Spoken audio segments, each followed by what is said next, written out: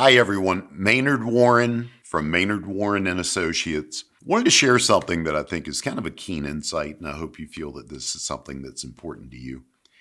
I did a workshop yesterday. I had 20 commissioned professional salespeople in the room, and we were talking about how do we, out of the gates, how do we explode our productivity, and how do we have a lot of success early on in our careers with reaching out to prospects with a compelling message and setting appointments. And one thing that we landed on yesterday that I thought was really, really fascinating is that let's think about the business that we're in early on when we're starting our career.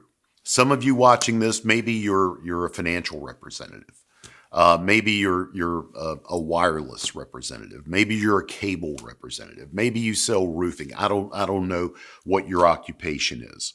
But early on in your career, that is secondary. Predominantly, you're in the attention-getting business. When you're starting your career, you are most definitely number one with a bullet in the attention-getting business. Now the question becomes, how do you put your best foot forward and get people's attention? There are a couple of components to that. Number one, do we know who our ideal client market or profile? Do we know what that is? Do we know where we should be putting our efforts to have the best chance of hearing yeses compared to hearing nos? Secondly, do we have a compelling message that in most cases should get the attention of someone who thinks they're too busy right now to meet with you in the first place? And by the way, let me address that for a second. Remember, we're calling them. They're not calling us. I promise you, anybody that you call initially, at least initially, feels that they're too busy to meet with you. So now the question becomes, how do you get the attention of that person and get that person to agree to meet with you? We need a compelling message. Ideally, it needs to be someone from our quote-unquote ideal client profile. And then thirdly, and maybe this is the most important part of this message, it takes 5 to 7 contacts to get somebody's attention.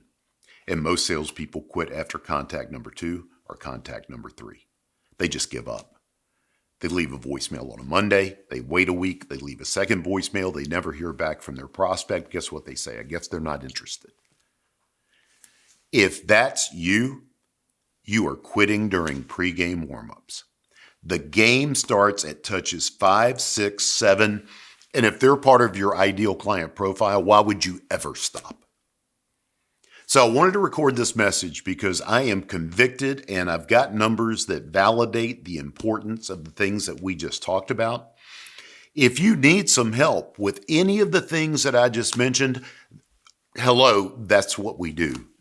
Certainly hope, as we're recording this message in January of 2026, I hope you have a phenomenal year. But if you feel that we can help you with some of those issues or that you need some help with some of those issues, there's a virtual guarantee that we can help you address those things. Thank you for watching the video. Have a good day.